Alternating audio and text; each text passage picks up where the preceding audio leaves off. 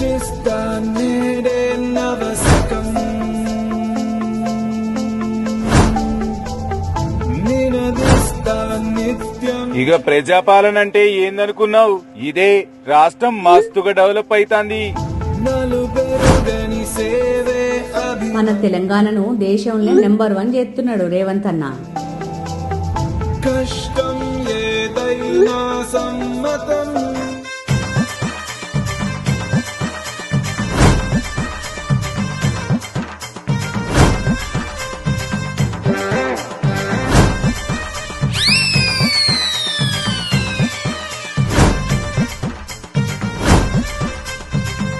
వీళ్ళని నమ్ముకొని మనం నట్టేట మునిగినాం.